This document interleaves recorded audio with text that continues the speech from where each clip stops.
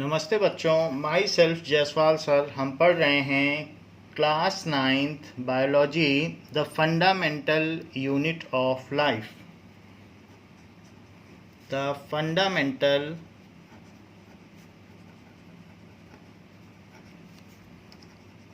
Unit of life.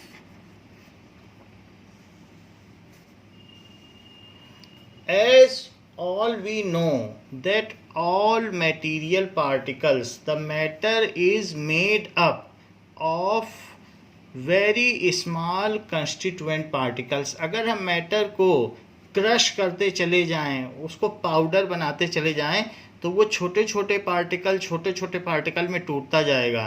लेकिन एक ऐसी स्टेज में हम पहुंचेंगे कि उस पार्टिकल को और तोड़ा नहीं जा सकता। किसी भी मैटर को, आप चाहे डस्टर हो या आप कोई भी चीज़ हो, वुड हो, किसी भी चीज़ को अगर आप क्रश करेंगे, तो किसी भी मटेरियल पार्टिकल को क्रश करेंगे तो वो क्रश होता जाएगा। लेकिन एक ऐसी स्टेज आएगी कि फिर उस सबसे छोटे पार्टिकल को और तोड़ा नहीं जा सकता। It can not further be divided.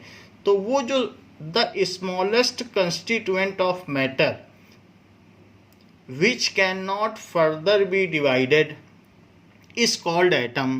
तो हम ये कह सकते हैं कि if matter is powdered या crushed, उसकी क्रशिंग करते चले जाओ, then it starts breaking into small pieces। it starts breaking into small pieces या particles। So at certain stage, एक ऐसी स्टेज आ जाएगी, at certain stage the smallest particle can not further be divided. जो smallest particle होता जाएगा, फिर अब हम उसको और नहीं तोड़ सकते। The smallest particle cannot further be divided। उसे फिर नहीं तोड़ा जा सकता। Now the smallest constituent particle of matter, पदार्थ का वह सूक्ष्मतम कण जिसको और अधिक विभाजित नहीं किया जा सकता, उसको एटम कहते हैं। The smallest constituent of matter, the smallest constituent of matter which can not further be divided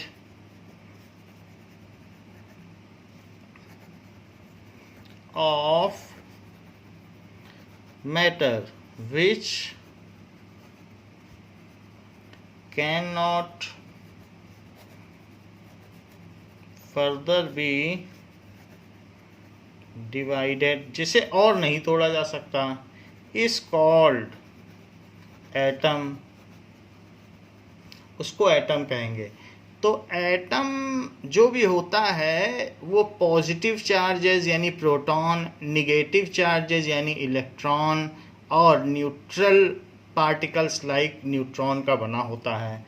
atom, लेकिन उसमें तोड़ा नहीं जा सकता। Atom is made of, itself is made of. Atom स्वयं किसका बना होता है? Atom is made of electron, that is negative charge। Charge उसी तरीके से होता है जैसे नॉर्थ पोल और साउथ पोल, मैग्नेट में पोल्स होते हैं, नॉर्थ पोल साउथ पोल, वैसे चार्ज भी निगेटिव और पॉजिटिव होता है।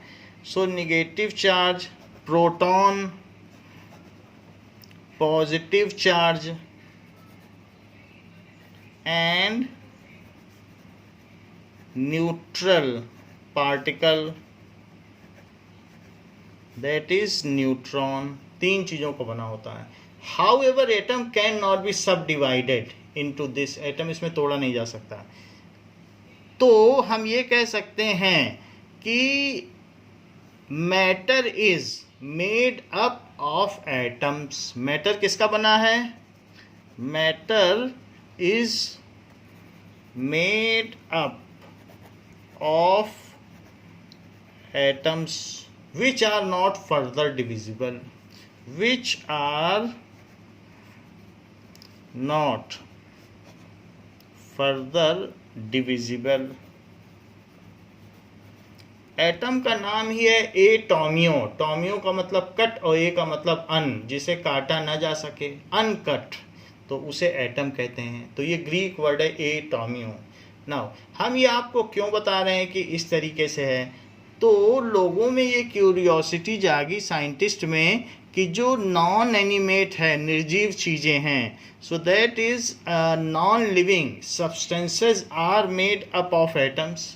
तो जो लिविंग सब्सटेंस हैं, जैसे हम हैं, आप हैं, या कोई गाय है, कुत्ता है, ट्रीज़ हैं और बैक्टीरिया हैं छोटे छोटे, तो ये सब किसके बने हैं जो लिविंग थिंग्स हैं?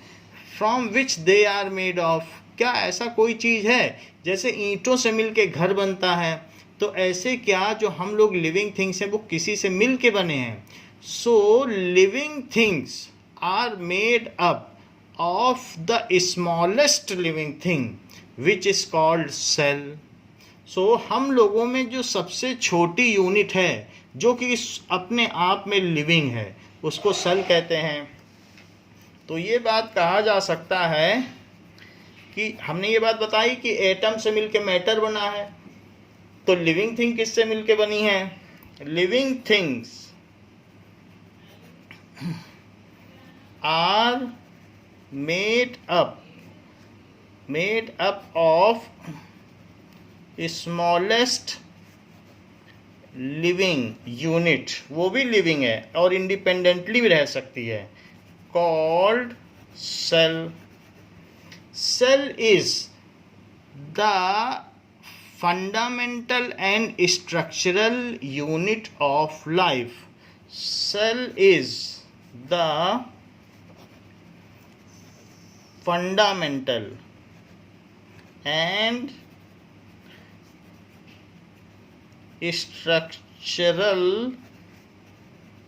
unit of life. जो भी ये क्यों कहा गया? अब यहाँ दो वर्ड आ गए, फंडामेंटल. जैसे ईंट से घर बना होता है, वैसे सेल सेल मिलकर हमारा शरीर बना होता है. Our body is made up of aggregation of cells. बहुत सारे सेल मिल जाए तो स्ट्रक्चर बन जाए हमारी बॉडी का, तो इसलिए ये स्ट्रक्चरल यूनिट हुई. फंडामेंटल क्यों कहा गया? As all the activities taking in our body is taking place in the cell. Cell खुद लिविंग है, देखो मैंने लिख दिया है, a cell is smallest living unit. तो all the activities taking in life, हम लोग जो रेस्पिरेशन करते हैं, एनर्जी निकलती है हमारी बॉडी में. रेस्पिरेशन का मतलब एनर्जी, ग्लूकोज से जो एनर्जी बनती है, या कुछ भी हो इस तरीके से, कुछ भी हो, डाइजेशन हो, रेस्पिरेशन हो, या इजेशन हो, हमारी बॉडी से जो वेस्ट निकलता है, ऐसा कुछ भी जो भी होता है वो सेल के अंदर होता है. सो all the life processes, all the life processes, कोई भी चीज़ हो जो हमारी बॉडी में हो, डाइजेशन हो, एक्सक्रीशन हो, कुछ भी होता है, so are performed within cell. वो सेल के अंदर ही होते हैं. All the life processes. So जब सेल के अंदर ही सब कुछ हो रहा है, सो सेल इज फंडामेंटल, इसलिए ये मूलभूत इकाई है. So cell is fundamental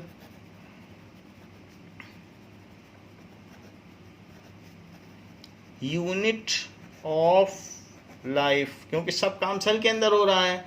all multi cellular organism, जो बहुकोशिकीय प्राणी है, सेल का मतलब कोशिका होता है. सो ऑल मल्टी सेलुलर, हम और आप में एक सेल नहीं है, मिलियंस एंड मिलियंस सेल हैं. So all multi cellular organisms are made up of cell. जैसे ईंट पर ईंट रखकर मकान बनाया जाता है, वैसे सेल और बहुत सारी सेल मिलकर हमारी और आप की संरचना करते हैं। सो ऑल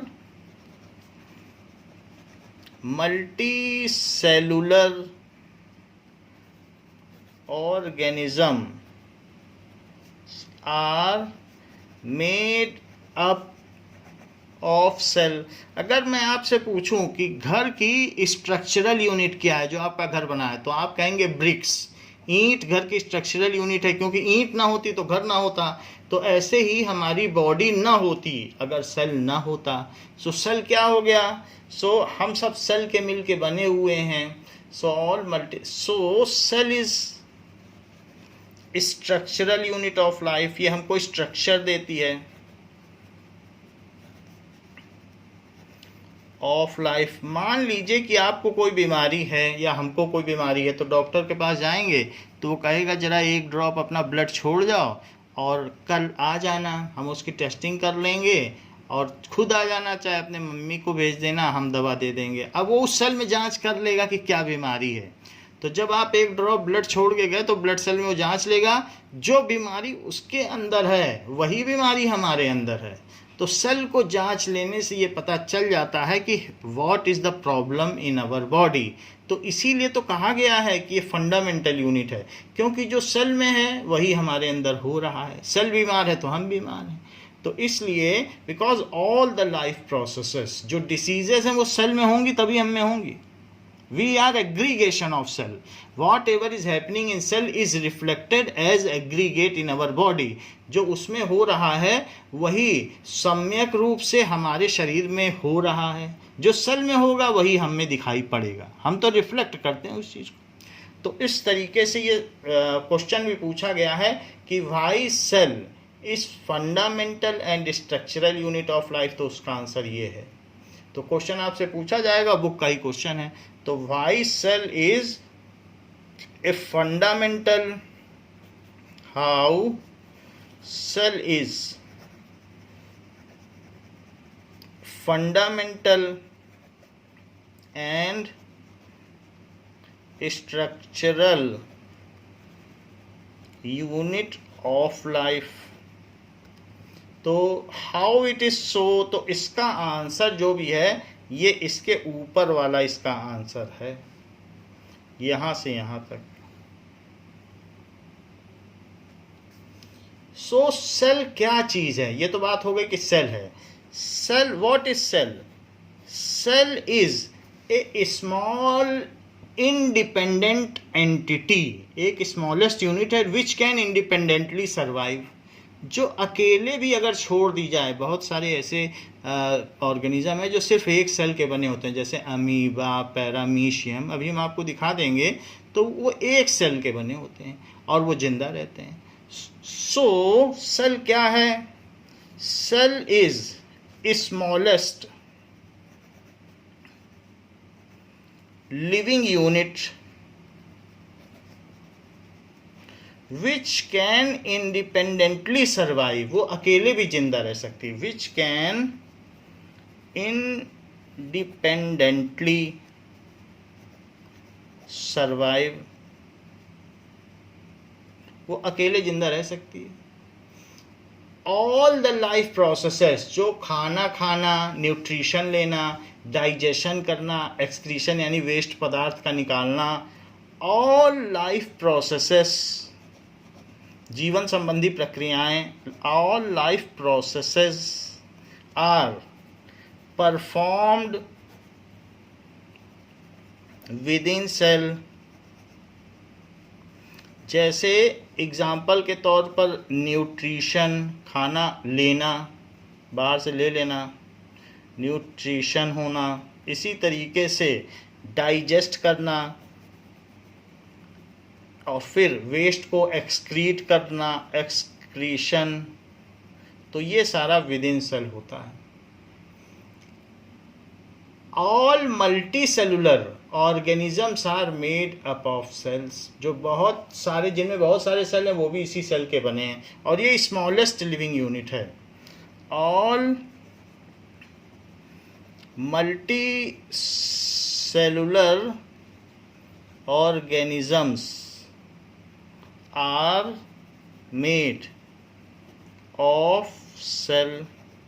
तो जो सेल होगा वो अपने आउटर इन्वायरमेंट से सेलेक्टिवली कुछ चीज़ें लेगी। ऐसा नहीं कोई भी चीज़ सेल के अंदर आ जाए। सेल का मतलब होता है कि जिसमें चोर भी बंद होता है उसको भी सेल कहते हैं। सेल का मतलब होता है कोठरी। सेल का मतलब होता है जैसे आपकी बुक में भी लिखा है लिटिल रूम, तो cell is the little room. जैसे आपकी बुक बताती है सेल क्या है, तो लिख दिया इसने लिटिल रूम। तो जहाँ थोड़ी सी जगह हो उसे क्या कहेंगे? Cell. So anything which enters into cell or exit out of the cell is totally controlled by cell। क्या चीज़ आनी है क्या नहीं आनी है ये उसकी जो सेल की मेम्ब्रेन है यानी सेल की जो आउटर कवरिंग है वो डिसाइड करेगी। तो cell is the smallest unit of life जिसमें कि ये सारे काम होते हैं। नाउ अब देखिए कि सेल कैसे होती है। तो इस तरीके से सेल होती है।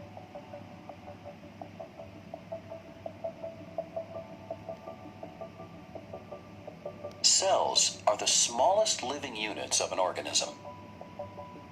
All cells have three things in common, no matter what type of cell they are. All cells have a cell membrane, which separates the inside of the cell from its environment. Cytoplasm, which is a jelly-like fluid, and DNA, which is the cell's genetic material. Cell का nucleus है, cell के अंदर liquid है और cell का membrane. There are two broad categories of cells. The first category is eukaryotic cells. They have organelles, which include एक होती है वेल डिफाइंड सेल और दूसरी होती है कि not well defined. complex cells, such as those found in plants and animals. The second category is prokaryotic cells.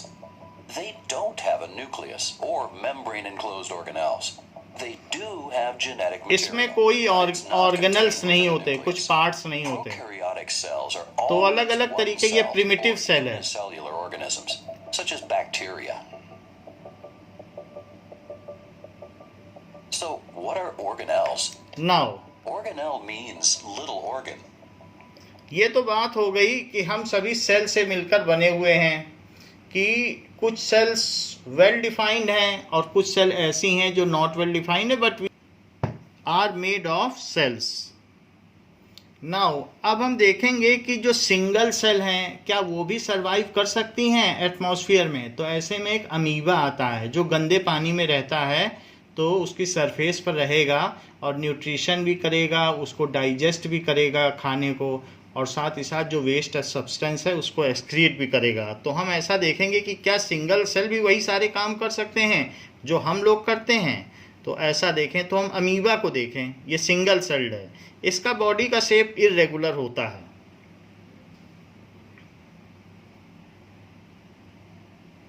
ये amoeba है और इसके पास छोटे छोटे खाने के पार्टिकल्स आ रहे हैं। ये पैरामीशियम में जो छोटे छोटे शू शेप आ रहे हैं, तो देखो कैसे इसने इसको घेर लिया, कैद कर लिया। अब ये खा लेगा, इसको डाइजेस्ट कर लेगा। ये देखो अंदर इसने घेर लिया और फिर इसको ये डाइजेस्ट कर लेगा। तो this is amoeba.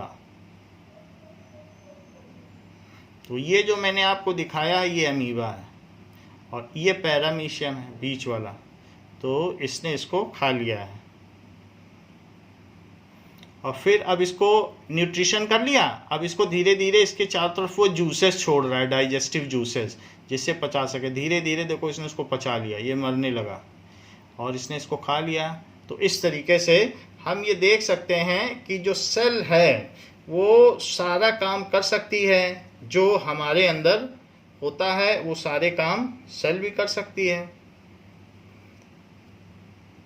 Now The same thing can be seen in this amoeba also। यहाँ पर भी वही चीज हो रही। ये अमीबा है, इरेगुलर शेप का है और एक सेल का है, single celled. Every part of the amoeba's membrane is lethal to the quick-moving paramecia. Amoeba's method of execution is surprisingly slow and methodical. Sometimes it stalks its prey.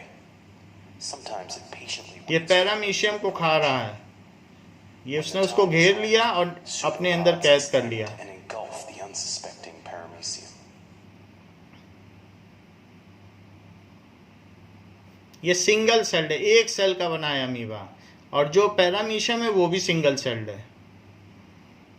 सो इस तरीके से ये अपना Free embrace.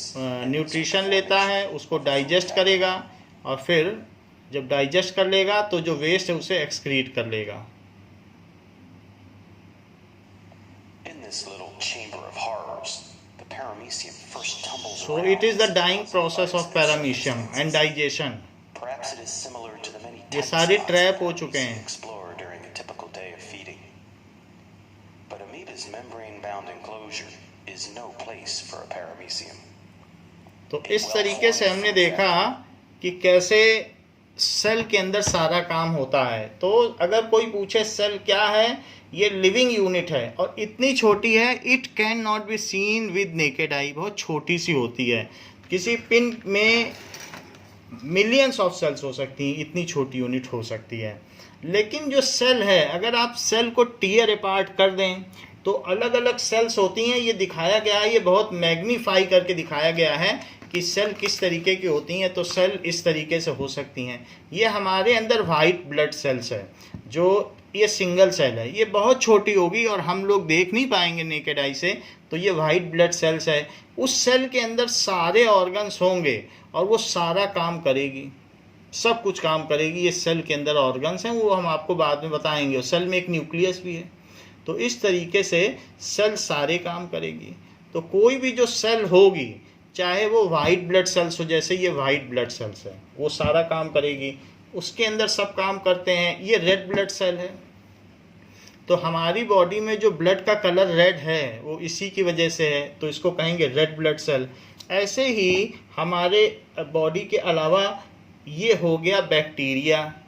तो bacteria इस तरीके से shape में होता है और इसमें कोई बहुत ऑर्गेनल्स नहीं होते हैं। ये बिल्कुल प्रिमिटिव है, बहुत शुरुआती है।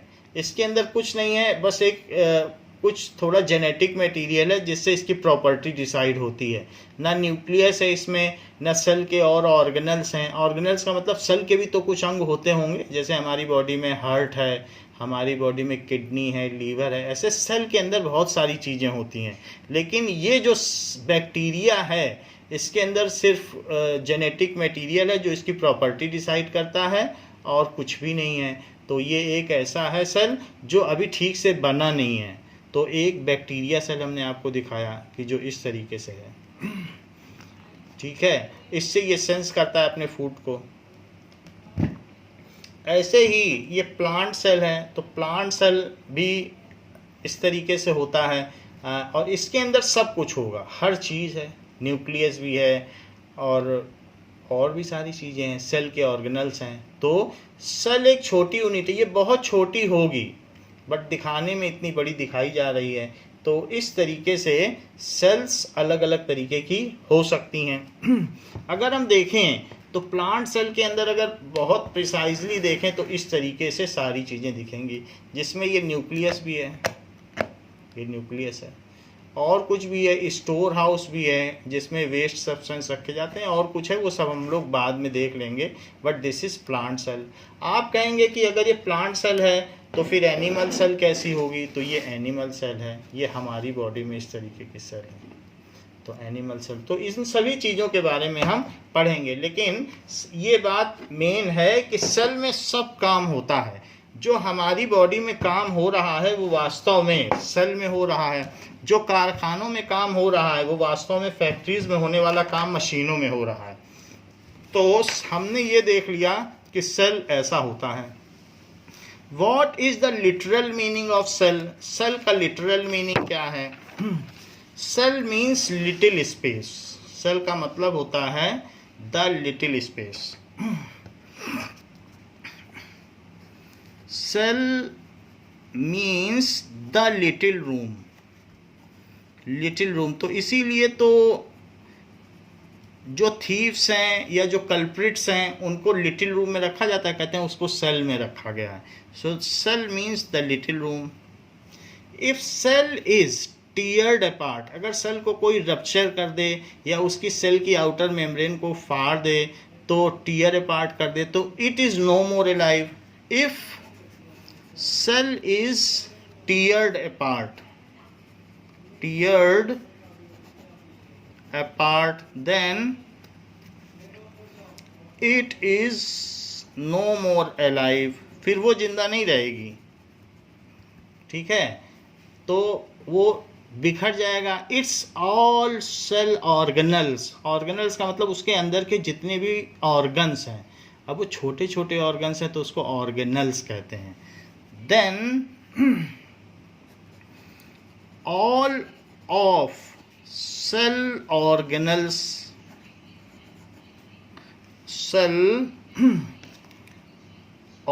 जितने भी उसके सेल ऑर्गेनल्स हैं वो सब क्या हो जाएंगे?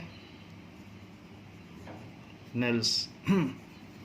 उसके जितने भी सेल ऑर्गेनल, जैसे हमारे अंदर हार्ट है वैसे सेल में भी तो ऑर्गेनल्स हैं, छोटे छोटे पार्ट हैं. ये जैसे प्लांट की सेल, इसमें कितने सारे सेल ऑर्गेनल्स हैं. ऐसे ही मैं कह रहा हूँ ये बहुत छोटी है, दिखाया बड़ा गया है बट है बहुत छोटी. Now all cell organelles will come out अगर उसे फाड़ दिया जाए, रप्चर कर दिया जाए.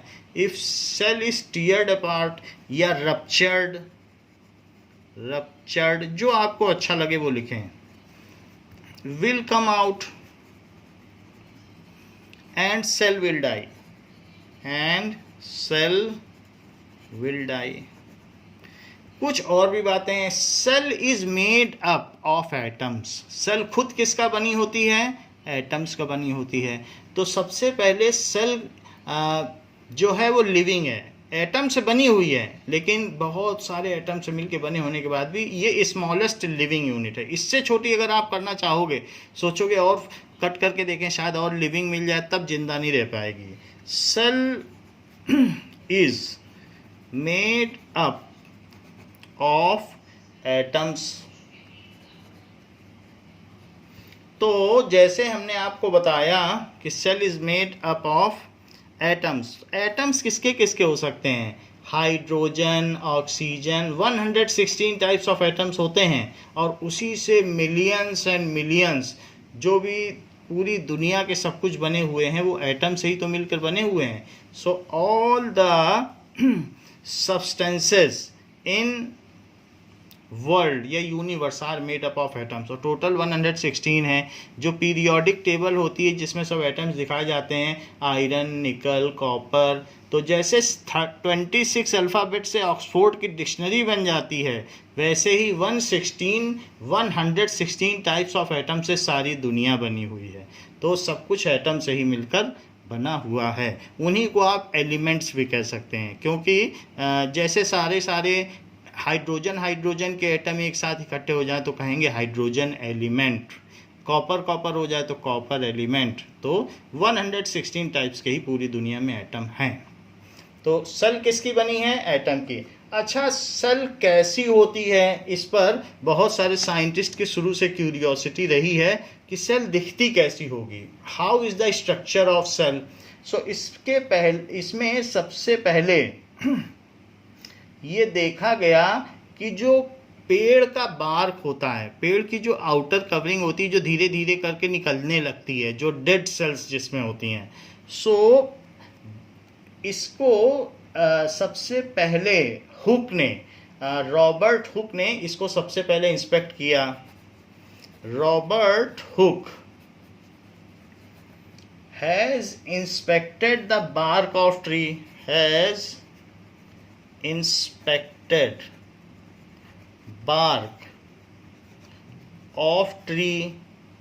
जैसे होम्योपैथी दवाओं का जो उसका कैप होता है वो एक लकड़ी के पीस का बना होता है, बहुत हल्की लकड़ी होती है, उसको कहते हैं वो दैट इज कॉल्ड कॉर्क. या कभी कभी किसी चीज़ का जो कांच की बोतल का ढक्कन होगा तो वो it is made of cork. तो कॉर्क सेल से बना होता है. The bark of tree which is made of cork बहुत लाइटर होती है, इससे कई बॉटल्स के कैप बनाए जाते हैं. तो कॉर्क को उन्होंने इंस्पेक्ट किया विद माइक्रोस्कोप. तो उन्होंने अपना प्रिमिटिव माइक्रोस्कोप बनाया और उसी से उसको ऑब्जर्व किया।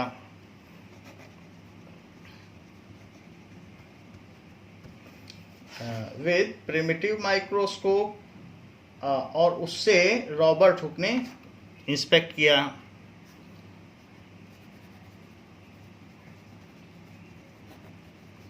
इन 1665 तो उन्होंने पाया कि वो जब इस जो बार्क ऑफ द ट्री होती है ना, आउटर कवरिंग होती है जो पेड़ से निकलती रहती है, he found the structure of it, उन्होंने उसका जो स्ट्रक्चर देखा, structure of it as honeycomb, honeycomb, जैसे मधुमक्खी के छत्ते का स्ट्रक्चर होता है बी कॉम्ब, तो उसी तरीके से उन्होंने पाया कि ये जो बार्क है वो इस तरीके से बनी हुई है। बार्क को प्रिमिटिव माइक्रोस्कोप से देखा तो उन्होंने पाया कि उसमें इस तरीके का स्ट्रक्चर है, लिटिल स्पेस है, तो ऐसा उन्होंने देखा। हनीकॉम्ब तो यही चीज़ होती है, तो ये ऐसा स्ट्रक्चर उन्होंने देखा।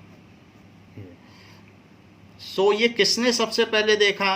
रॉबर्ट हुक ने, कि पेड़ की बार का जो स्ट्रक्चर है वो इस तरीके का है। तो उन्होंने बताया कि ये लिटिल जो स्पेस है इसका मतलब है कि ये सेल है, तो ये हनीकॉम्ब है, ये मधुमक्खी का छत्ता है। तो ऐसा ही ये सेल नहीं है, बार्क को जब देखोगे तो उसका स्ट्रक्चर इसी तरीके का हनीकॉम्ब लगेगा, हेक्सागोनल इन शेप ऐसा लगेगा। तो इसी तरीके का शेप उन्होंने उसमें देखा। तो उन्होंने कहा इसमें लिटिल रूम है, तो बार्क भी तो कभी न कभी अलाइव रही होगी। तो उन्होंने कहा कि सेल का जो सबसे पहले सेल को देखा था वो रॉबर्ट हुक ने देखा और उसका स्ट्रक्चर उन्होंने हनीकॉम्ब बताया। So its structure was honeycomb. फिर और लोगों ने भी देखा, और प्रिमिटिव माइक्रोस्कोप से जब देखा गया तो प्रिमिटिव माइक्रोस्कोप कुछ और नहीं है, किसी भी चीज़ को बड़ा करके देखने के लिए जो चीज़ यूज़ होती है दैट इज़ प्रिमिटिव माइक्रोस्कोप। ये किसी चीज़ को बड़ा करके देखती है। और उन्होंने उसके लिए क्या किया, 2 माइक्रोस्कोप का यूज़ किया, उसी चीज़ को और बड़ा किया जा सके। तो 2 माइक्रोस्कोप अगर हम यूज़ करेंगे तो कोई चीज़ बहुत बड़ी की जा सकती है। तो ऐसा करके उन्होंने एक अरेंजमेंट किया और प्रिमिटिव माइक्रोस्कोप बनाया और उसी चीज़ को बड़ा करके देखा। Now, what does it mean by primitive microscope? Microscope is a device which magnifies the object of little size. Micro, छोटी चीज, स्कोप माने देखना, छोटी चीज को देखने के लिए device. Any device which helps us to see any particle of a smaller size which cannot be seen with naked eye is called microscope. So microscope बना किससे है? माइक्रो प्लस स्कोप, लिटिल और प्लस सी। माइक्रो का मतलब little, very little, और plus see. So any device या any instrument which helps us to see the smaller particles which can not be seen with naked eye. Any instrument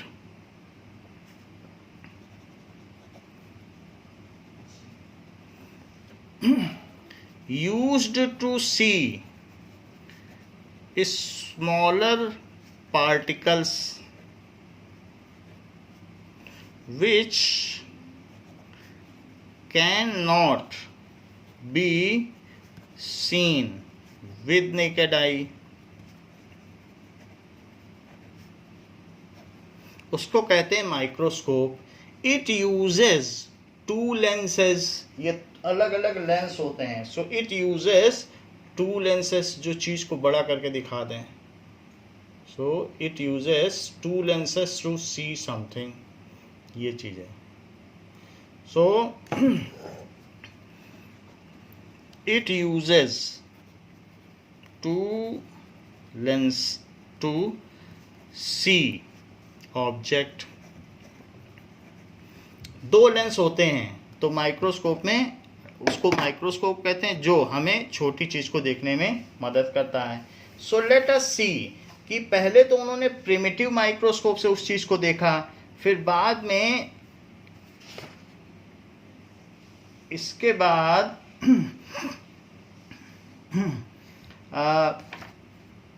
onion पील को भी देखा गया कि onion की सेल्स कैसी होती हैं। So that was seen with microscope again.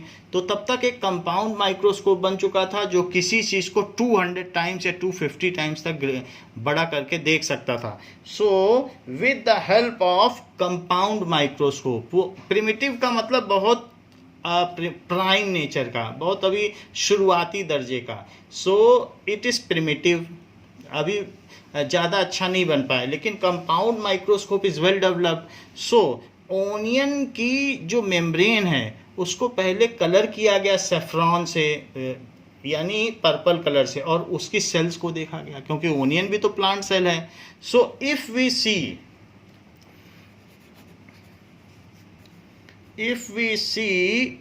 cells of onion with well developed microscope,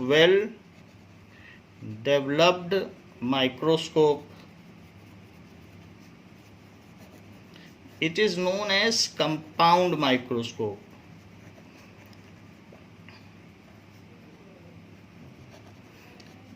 ठीक है, then its cell can be seen if we see cells of peel of onion. peel का मतलब छिलका, peels of onion. तो with this, तो अगर हम उसको देखें आफ्टर स्टेनिंग इट, स्टेनिंग का मतलब क्या होता है, उसको कलर करने के बाद। नहीं तो सेल जो होती है वो एक ही जैसी दिखेगी, बिना कलर के आप पता नहीं लगा पाओगे कि उसके अंदर क्या क्या है, तो थोड़ा सा कलर कर सकते हैं आफ्टर स्टेनिंग इट। स्टेन जैसे कपड़ों में दाग नहीं लग जाता है, स्टेनिंग यानी कलर करके, colouring it with safranin. Safranin एक केमिकल है। सो केमिकल, रेड कलर का केमिकल है सेफ्रॉनिन, तो उससे अगर आप इसे कलर करें then it is seen like, तो किस तरीके से दिखेगा, तो ज़रा देखें कि अगर हम सेफ्रॉनिन से कलर करके देखें तो चीज़ें कैसी दिखेंगी। तो आपकी बुक में बना है कि इस तरीके से दिखेंगी ओनियन का। तो ओनियन पील, ओनियन के छिलके को सेफ्रॉनिन से कलर करें, या किसी और भी जो कलर से है वो आप केमिकल से कलर कर सकते हैं, और फिर उसको देखें then it looks like.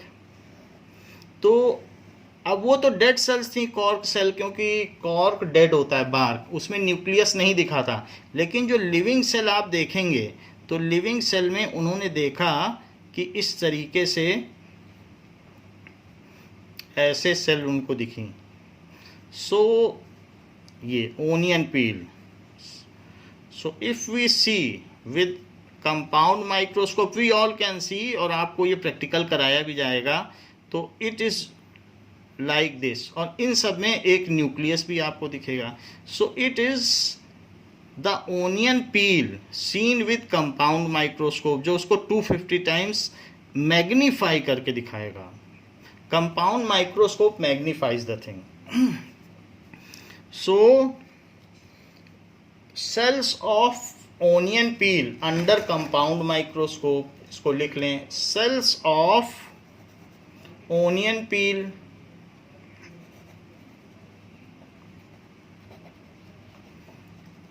Under microscope. तो कंपाउंड माइक्रोस्कोप से देखेंगे तो हमको इस तरीके का ये दिखाई पड़ जाएगा कि ये जो चीज़ है सेल कैसी होती है। नाउ इस चीज़ को हम देख भी सकते हैं कि ओनियन पील होती कैसे है, ज़रा ये देखें।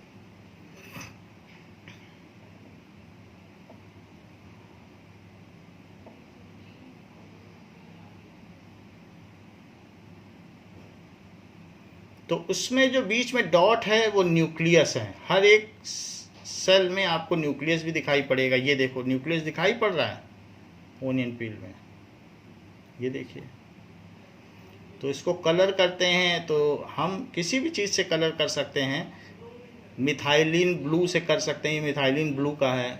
मिथाइल ऑरेंज से कर सकते हैं, अलग अलग कलर है, लेकिन न्यूक्लियस तो दिखाई पड़ रहा है। तो एवरी सेल, और सेल भी दिख रहा है, जो अलग अलग मेम्ब्रेन से बाउंडेड प्लेस हैं वो एक सेल मानी है। तो देखिए कितनी सारी सेल्स हैं। सो इस तरीके से हम अगर ओनियन पील को, ओनियन का छिलका लें तो इससे हम देख सकते हैं कि ये कैसा होगा। अब जरा देखें तो इसको कहेंगे ये जो चीज़ है ये सेल है और ये न्यूक्लियस, ये चीज़ है। तो सेल और न्यूक्लियस ऐसा हम ओनियन पील में देख सकते हैं कि किस तरीके से ही किया गया है। अगर आपको इस चीज़ का एक्सपेरिमेंट करना होगा वहाँ स्कूल में तो आप कैसे करोगे, तो ये भी In this देखें। video, I'm going to show you how to prepare a wet mount slide of stained onion epidermal cells.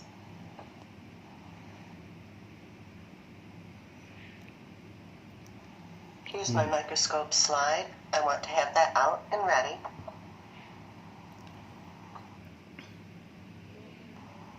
I can obtain my specimen from one layer of onion bulb. If I look at this layer, one side is kind of rough and matte, and the other side is smooth and shiny. I need to break my onion layer towards the shiny side and then very gently peel the two pieces apart. There's a thin, transparent layer of cells holding these two pieces of the onion layer together. That's the layer of epidermal cells that I'm looking for my specimen. Now I need to obtain a piece of that onion epidermis to place on my slide. I can do that by tearing it off with a pair of tweezers. सो ये onion पील ले लिया गया है। This is a very delicate, thin layer of cells, and they'll fold over on themselves. So when you place that onto the slide, once you get it off your tweezers, you're going to need to spread it out a little bit. The little piece of onion epidermis can easily get all wadded up, and that makes it very difficult to see the cells. Now इसको glass slide पे रख दिया गया है, onion की जो membrane है।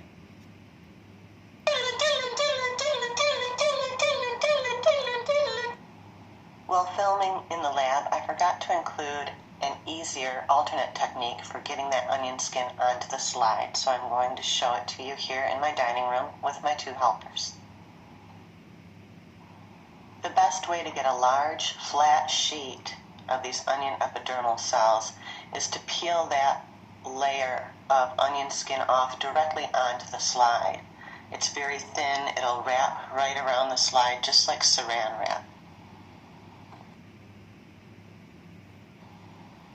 So apparently I've lost my helpers because onions are way too stinky. So we might as well head back to the lab. Doodaloo, doodaloo, doodaloo, doodaloo, doodaloo, doodaloo, doodaloo. For this wet mount, I'm just going to use iodine. Iodine से ये इसको colour कर रहे हैं, जो कि purple colour का होता है। Stain the cells and make them easier to see. किसी भी कलर से आप इसे कलर कर सकते हैं। सो इसकी स्टेनिंग की जा रही है। ये ओनियन पील है जिस पर ये 1 और 2 ड्रॉप आयोडीन डाला जा रहा है। तो इससे न्यूक्लियस कलर हो जाएगा और बाकी और Now I'm going to obtain a cover slip, a clear square that I'm going to place on top of my specimen on the slide. जो कवर स्लिप है उसको कवर कर दिया जा रहा है। The best way to apply that cover slip is to hold it at a right angle to the slide at one side of your specimen and then let it drop, let it fall. As it falls, it will push the air out and you'll have fewer air bubbles this way. Here's my finished तो इस तरीके से इन्होंने अपनी onion slide तैयार कर ली है। Here's a closer look at the application of that cover slip. Again, I hold it at a right angle to the slide. I let it drop. That pushes the air out. Sometimes I'll give it a little tap. And now I'm all set. Now using a compound microscope जिसमें दो lens होते हैं, there are two lens in compound microscope, तो उसमें इसे I'm देखा now going to examine my specimen using the 4x objective lens that will magnify the specimen. that I will tell you later about the compound microscope. Now this My is first look the look microscopically at of the onion peel. epidermal cells magnified 40 times. These cells look kind of like misshapen bricks, a whole bunch of them. The compound microscope is parfocal. What that means is once I get my specimen.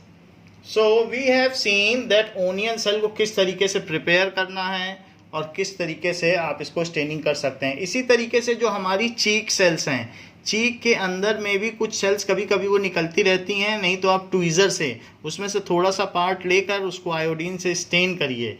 तो चीक का मतलब वो टंग के किनारे जो अंदर inner mouth है उसमें से भी लेकर आप बिल्कुल यही काम कर सकते हैं। तो ऐसा किया जा सकता है, ओनियन सेल से भी कर सकते हैं और चीक सेल से भी कर सकते हैं।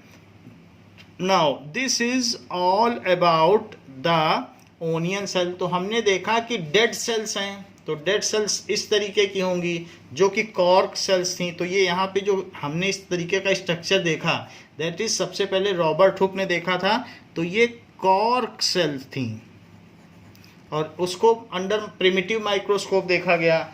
और अब इसको आप देख सकते हैं, ये कोई भी देख सकता है, इसमें किसी साइंटिस्ट का नाम नहीं है, क्योंकि फिर एक बार जब माइक्रोस्कोप बन गया तो उसके बाद लोग देखने लगे।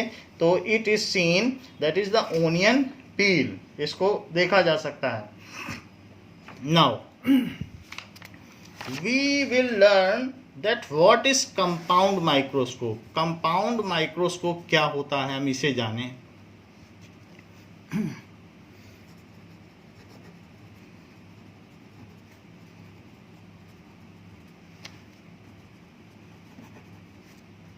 So, compound microscope has two lenses. इसमें टू लेंस होते हैं। अगर आप इस लेंस को देखें तो ये लेंस बीच में थिकर है और साइड में थिनर है।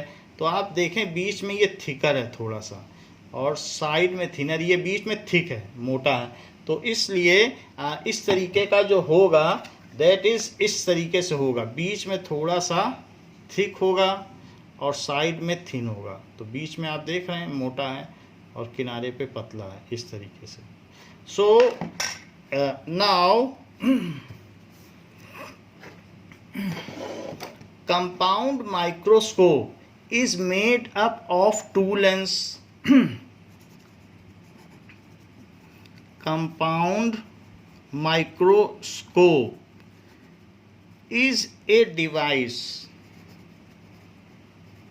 which magnifies the smaller objects, which magnifies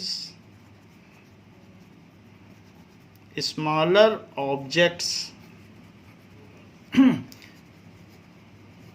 which can not be seen with naked eye,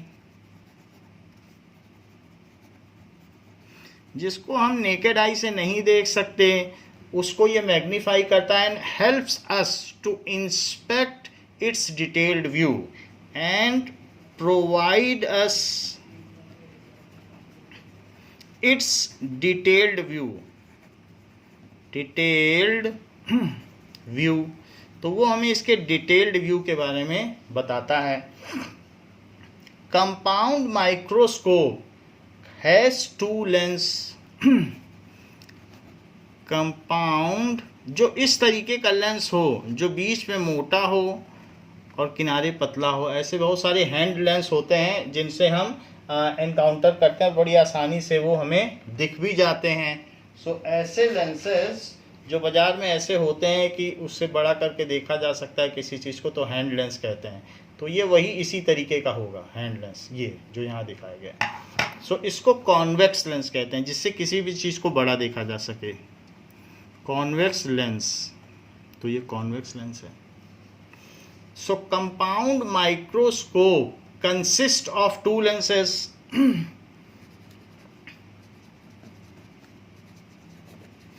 can magnify, ये क्या कर सकता है, कैन मैग्नीफाई द ऑब्जेक्ट्स, ये ऑब्जेक्ट को मैग्नीफाई कर सकता है,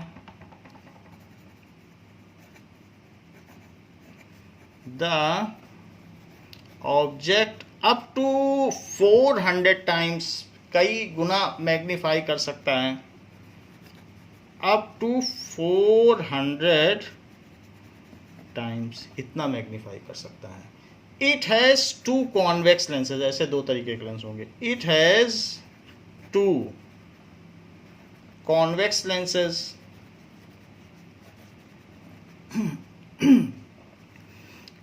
one is towards object called objective lens, one is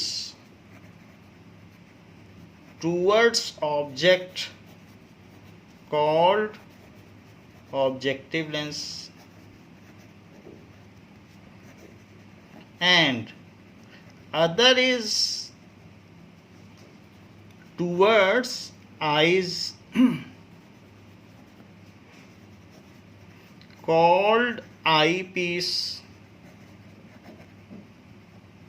तो 2 तरीके के इसमें लेंस होते हैं, जैसा कि आपकी बुक में बना हुआ है, ये इस तरीके का होगा। तो this is the compound microscope, ये कंपाउंड माइक्रोस्कोप है। तो इसमें 2 लेंस हैं, एक तो जो हमने स्लाइड प्रिपेयर की है वो यहाँ पर है, तो ऑब्जेक्ट की ओर जो है वो ऑब्जेक्टिव है, ऑब्जेक्टिव लेंस, और जो आँख जहाँ से देखेगी ऊपर से, सो वो कहलाएगा आई पीस। तो यहाँ भी एक लेंस लगा है और यहाँ भी एक लेंस लगा है। So there are 2 lens, one is towards object, तो उसको ऑब्जेक्टिव लेंस कहेंगे, and other is called eyepiece. अब जरा हम देखें कि इसके स्ट्रक्चर को हम किस तरीके से बनाएं। Now we will try to make the structure of compound microscope. So सबसे पहले आप क्या करें कि इस तरीके से यहाँ पर एक स्ट्रक्चर बना लें, दैट इज सी शेप, और सी शेप स्ट्रक्चर बनाकर इस तरीके से कर दें। Other is like this, and after that there is the structure like this.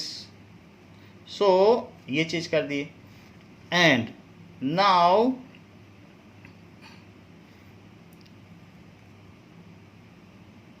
इसको ऐसे कर दें, and one will be like this and other will be like this।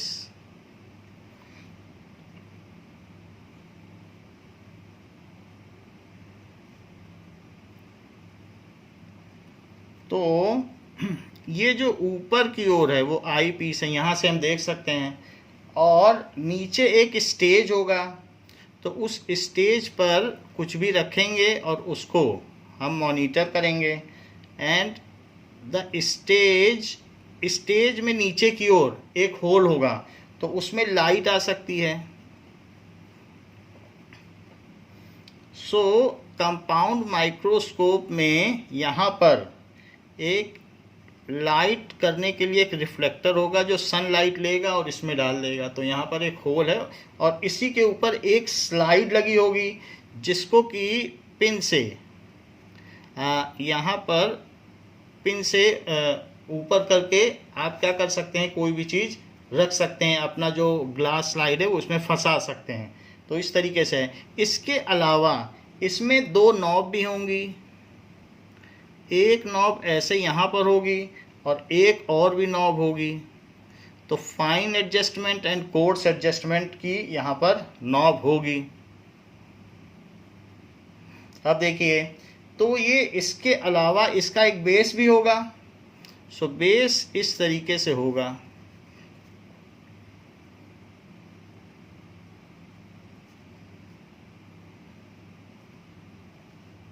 ये बेस इस तरीके से होगा और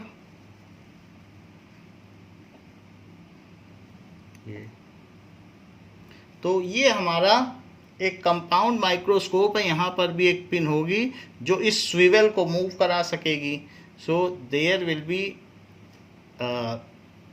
ए पिन, या ये कह सकते हैं knob, which can move the swivel. अब इसमें हम इन सभी के पार्ट्स के नाम लिख लें। तो ये बहुत इजी मेथड है कंपाउंड माइक्रोस्कोप बनाने का। So this is eyepiece. Next is rough adjustment. जब कोई चीज़ रफ दिखने लग जाए, आप इसको क्या कर सकते हैं, इसको घुमाएंगे तो कोई चीज़ आपको रफ दिखेगी, धीरे धीरे दिखेगी। फिर ये फाइन एडजस्टमेंट है। सो this is rough adjustment, this is fine adjustment. Now अब जरा हम देखें इसमें लिखने से पहले कुछ चीज़ें, तो आपको पता चले कि जैसे कि ये देखिए, तो इससे आपको कुछ पता चल जाएगा कि ये किस तरीके का है। अब देखें, this is the compound microscope. तो कंपाउंड माइक्रोस्कोप में एक यहाँ पर स्विवेल भी है, ये दिस इज स्विवेल। तो हम इसको ऐसे ऐसे मूव करा सकते हैं, तो ये मूव कर जाएगा। यहाँ पर एक एडजस्टमेंट बना हुआ है, तो इसको जब हम करते हैं तो आई पीस ऊपर नीचे जा सकता है। ये इसको मूव कर रहे हैं तो देख रहे हैं आप, तो इससे ऊपर और नीचे जा रहा है ये चीज़। तो यहाँ पर इसी से इसमें एक फाइन एडजस्टमेंट का भी नॉब होना चाहिए, जो कि नहीं दिया गया है। तो उसके लिए यहाँ पर इन्होंने इसको बना दिया फाइन एडजस्टमेंट। फाइन एडजस्टमेंट के लिए इसे बना दिया, इसको घुमा के फाइन एडजस्टमेंट कर सकते हैं। बाकी इसमें अलग अलग तरीके के हैं। एक है 1200 टाइम्स तक के दिखा सकता है। ज़रा देखिए तो जो चीज़ यहाँ पर ये स्टेज है, और ये स्टेज में यहाँ पर हम स्लाइड रख देंगे और नीचे से लाइट पड़ेगी, यहाँ से इस पर लाइट पड़ेगी। तो लाइट पड़ने से that will be more clear whatever object आप रखेंगे। यहाँ पर अगर ओनियन का पील रखेंगे, लाइट कहाँ से आएगी, इसमें पीछे बैटरी पड़ती है, तो बैटरी डालकर आप उसमें से लाइट ले सकते हैं, और ये ऑन ऑफ स्विच है। सो यू कैन मेक, यहाँ पर आपने क्या क्या चीज़ें ले ली, ये बेस ले लिया। यहाँ पर मिरर भी लगा सकते हैं, मिरर लगाएंगे तो बाहर से लाइट लेके डालेगा, और अगर मिरर न लगाना चाहें तो सीधा आप लाइट भी लगा सकते हैं। और ये स्विवेल है कि आपको कैसे करना है। मान लीजिए इतना झुकना है, कितना झुकना है, तो रखने के बाद आप अपने कि ऐसा ना हो ज़्यादा झुकना पड़े, तो स्विवेल आपको एक अच्छी पोजीशन देता है कि आप कैसे देखें। तो इस पे ये मूव कर रहा है।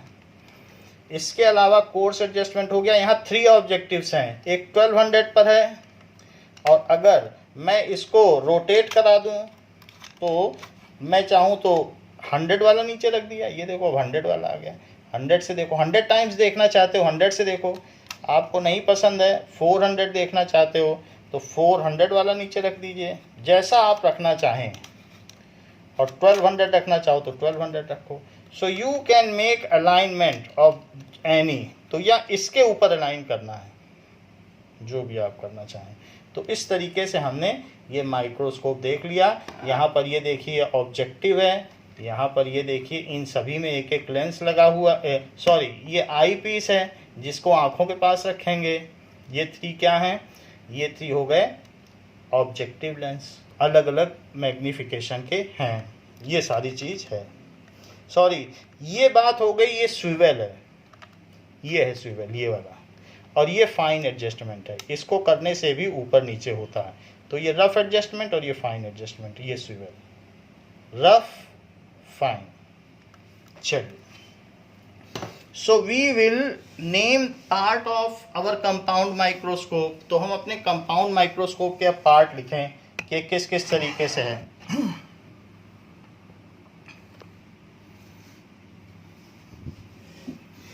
नाउ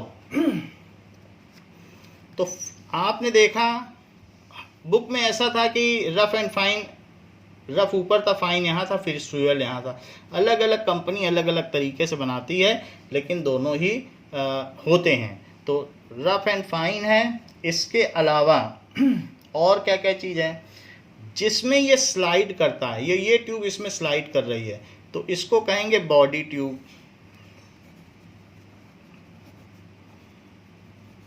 ये बॉडी ट्यूब हो गई। इसके अलावा नाउ दैट इज आर्म, जिसको आप पकड़ के उठा सकते हैं, इधर उधर रख सकते हैं, तो इसको कहेंगे आर्म।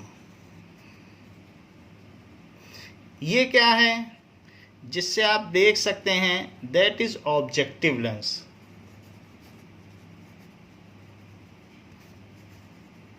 तो 3 ऑब्जेक्टिव लेंस, उसमें लिखा होगा कि कितने मैग्निफिकेशन का है। This is clip, this is clip, this is stage, stage हो गया। इसके अलावा ये मिरर हो गया, मिरर से बाहर से लाइट लेगा और इस पर डाल देगा, तो ये मिरर है। ओके, इसके अलावा ये बेस है, ठीक है। और ये लाइट को जो कंडेंस करेगा, तो ये कंडेंसर है।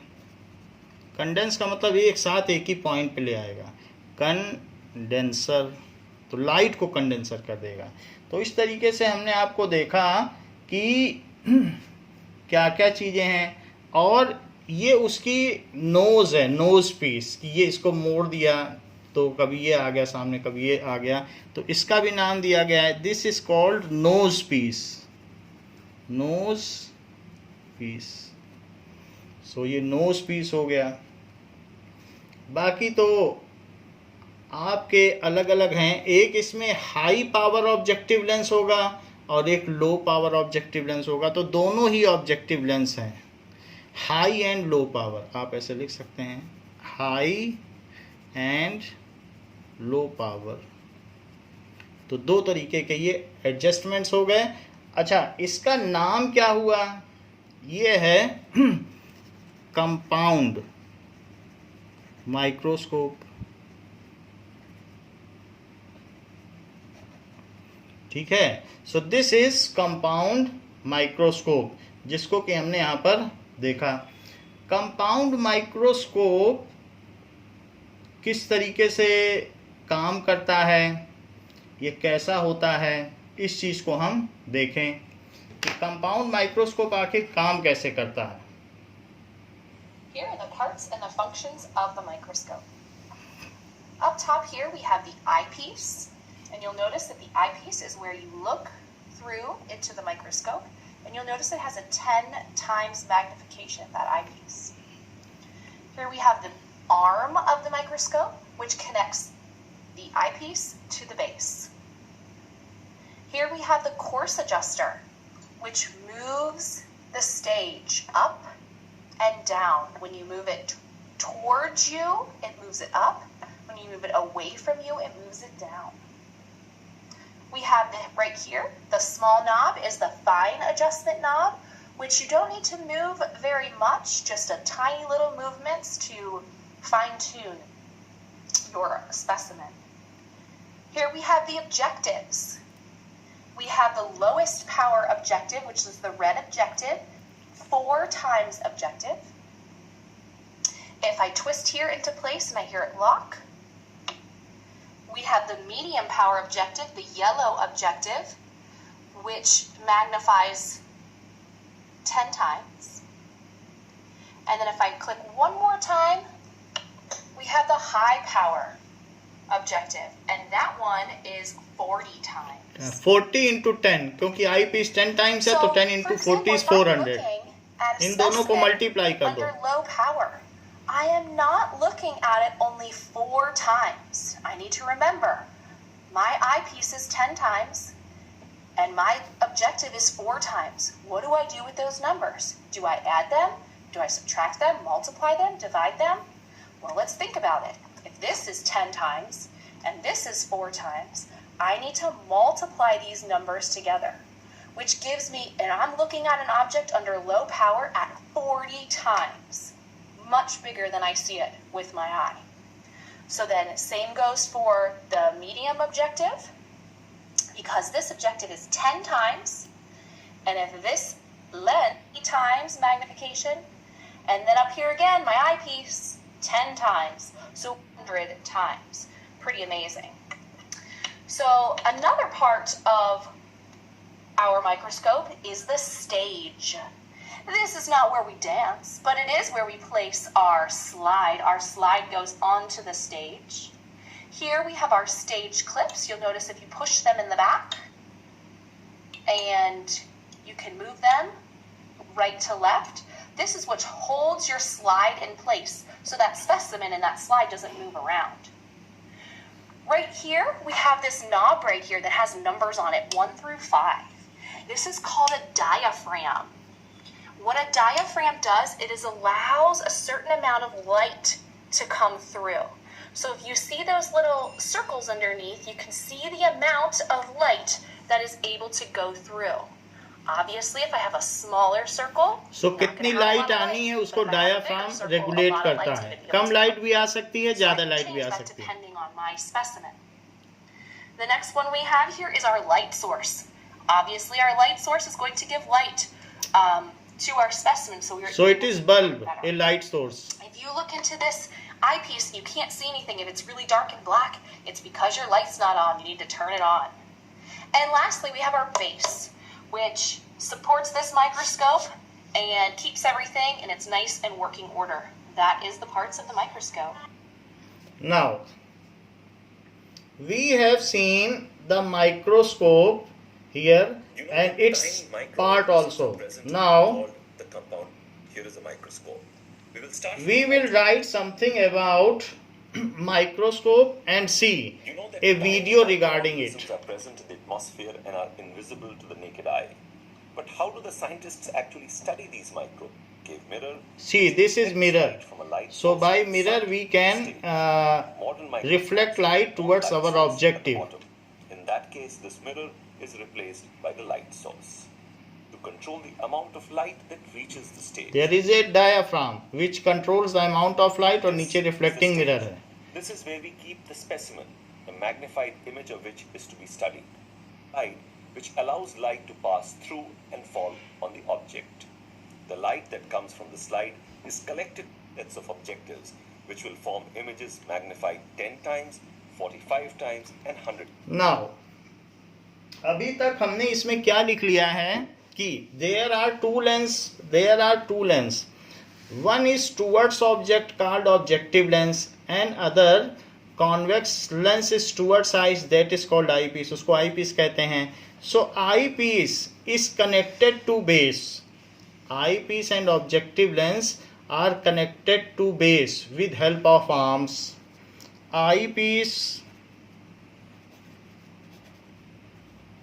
and objective lens are connected to base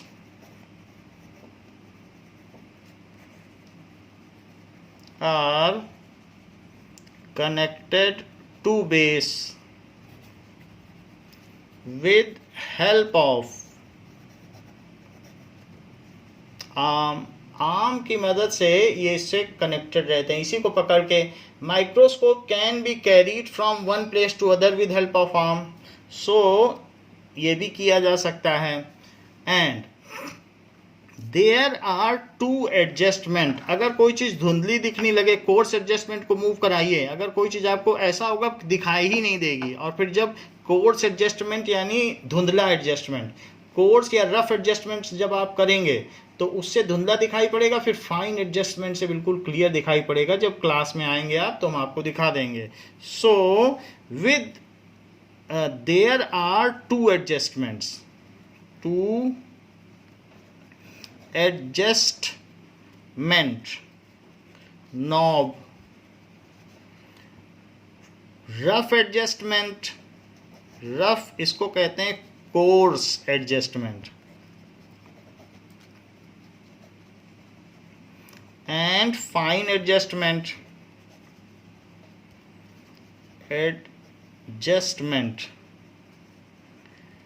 So by moving them you can move eyepiece towards the objective lens or away from it through body tube. एक वो जो आई लेंस है या आई पीस है वो बॉडी ट्यूब में अंदर बाहर खिसकता है, तो उनके बीच की डिस्टेंस कम या ज़्यादा होती है और उससे मैग्नीफिकेशन बढ़ता या घटता है। तो इस तरीके से दिस कॉजेज मूवमेंट ऑफ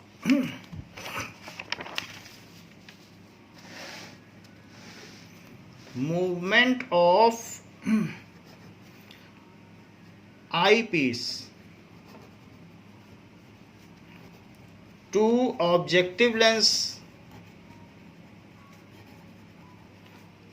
और ऑब्जेक्टिव लेंस टू ऑब्जेक्ट या स्पेसिमेन जो रखा गया है जिसका इंस्पेक्शन किया जाता है उसको स्पेसिमेन कहते हैं।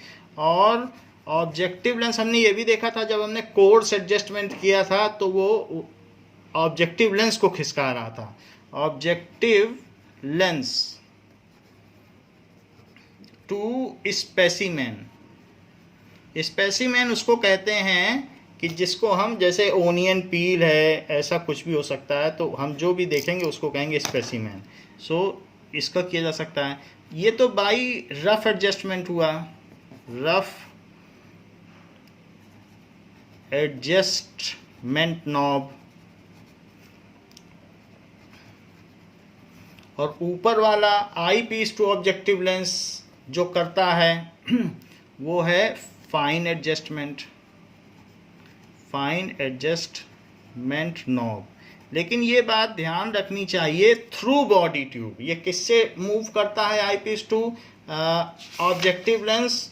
It is through body tube. अब ये बात हो गई। इसके अलावा compound microscope can magnify the things up to, जैसे हमने देखा उसमें 1200 टाइम्स तक किया जा सकता है। So many 100 time.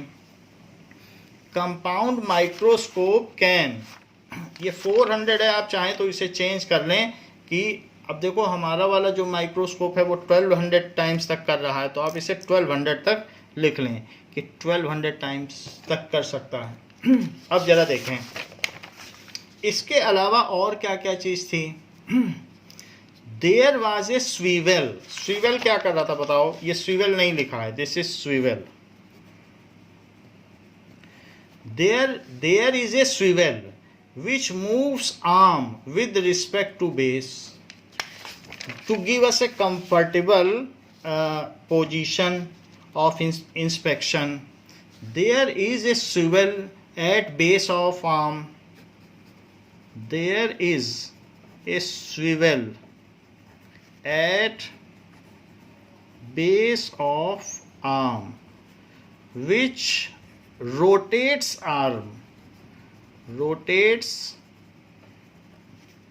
with respect to base and gives us a comfortable position of inspection. Comfortable position of inspection.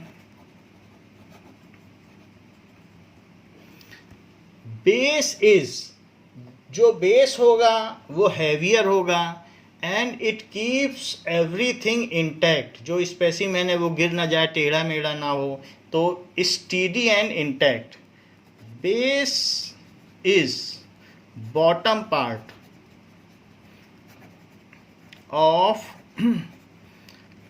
Compound microscope. यौगिक सूक्ष्मदर्शी का ये सबसे निचला हिस्सा है, compound microscope, which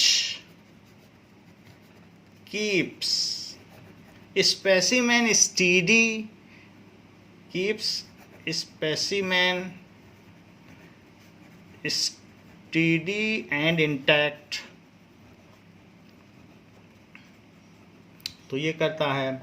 There is a stage, एक स्टेज भी होगा। There is a stage connected to bottom part of arm, connected to bottom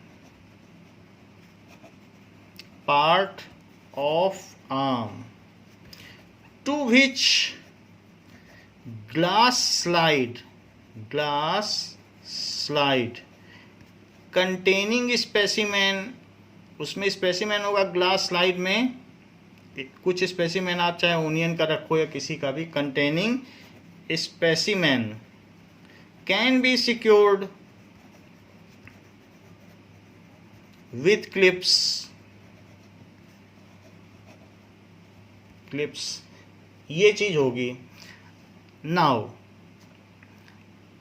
stage has a central hole. Stage में क्या होगा? Stage has central hole through which light comes to specimen passing through reflector mirror, through which light comes to specimen में light पड़ेगी तभी आपको अच्छा view मिलेगा. Specimen through reflector mirror, through reflector mirror. तो इस तरीके से रिफ्लेक्टर मिरर से अब उसमें लाइट गिरेगी. विच कैन बी रेगुलेटेड, उसे कम या ज़्यादा किया जा सकता है with diaphragm. Which can be regulated with diaphragm, उसे कम ज़्यादा भी कर सकते हैं विद डायाफ्राम. सो इस तरीके से हमने देख लिया कि जो भी हमारे माइक्रोस्कोप के पार्ट्स थे और उसमें फाइन और कोर्स एडजस्टमेंट था, ये सभी चीज़ें हमने देख ली. और रिफ्लेक्टर कैन बी रिप्लेस्ड, जो रिफ्लेक्टर मिरर है, reflector mirror can be replaced with some light source और LED bulb. Reflector mirror is replaced, कुछ माइक्रोस्कोप में ऐसा होता है, विद सम लाइट सोर्स और बल्ब. कि अगर आप डार्क कमरे में देख रहे हैं तो ये काम ना हो कि आपको फिर लाइट के लिए विंडो के पास जाना पड़े, तो ऐसा भी होता है. So compound microscope is the advance form of primitive microscope, जो कि शुरू में बनाया गया था रॉबर्ट हुक ने, तो उसी का ये एडवांस फॉर्म है. Compound microscope is advance form of primitive microscope. तो बच्चों, हमने इस क्लास में कंपाउंड माइक्रोस्कोप और उसके पार्ट्स के बारे में पता किया कि किस तरीके से होता है. नाउ इसके आगे नेक्स्ट क्लास में हम वेरियस टाइप्स ऑफ सेल्स और इससे रिलेटेड क्या क्या डिस्कवरीज हुई हैं उन सब के बारे में जानेंगे. तो इस क्लास के लिए बच्चों इतना ही. Thank you.